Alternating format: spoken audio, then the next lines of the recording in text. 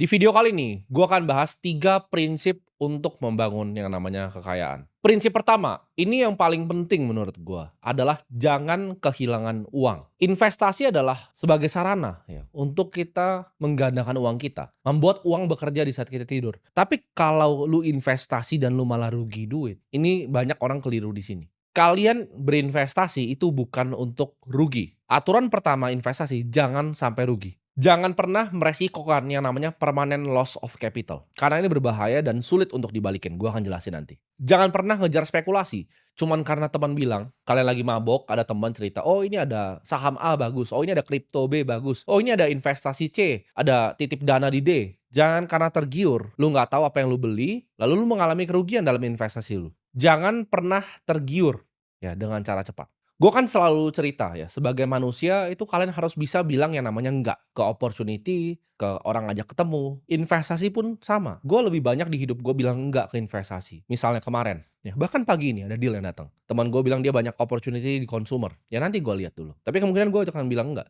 Minggu lalu ada deal AI, orangnya itu salah satu jeblosan dari Y Combinator, ibaratnya sekolahnya orang-orang startup terhebat Airbnb, Sam Altman, ChatGPT. Karena itu bukan bagian dari nanti gue jelasin di prinsip selanjutnya, circle of competence gue. Jadi gue banyak tolak deal-deal yang menurut kalian mungkin menarik sebenarnya. Kalian ketika udah punya uang nanti akan sadar, akan banyak nanti tawaran investasi. Tapi yang paling penting adalah permanent loss of capital, jangan sampai terjadi. Manusia itu di-drive sama yang namanya envy dan keserakahan. Jangan jadi orang serakah, karena kamu lihat mau duitnya berkali-kali lipat, kalian mengambil resiko yang bikin ujung-ujungnya uang kalian rugi.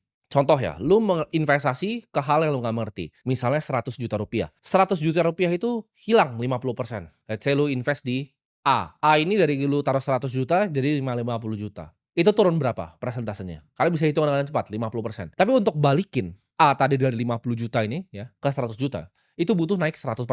Ini matematika yang banyak orang nggak paham. Turun tuh 50%, naik tuh harus 100%. Sekarang gue pengen kasih kalian tebak-tebakan sedikit. Kalian tahu nggak kalau turunnya 60%? Ya, misalnya jadi 40 juta. Itu harus naik berapa untuk balik lagi seperti modal semula? Jawabannya harus naik 150%.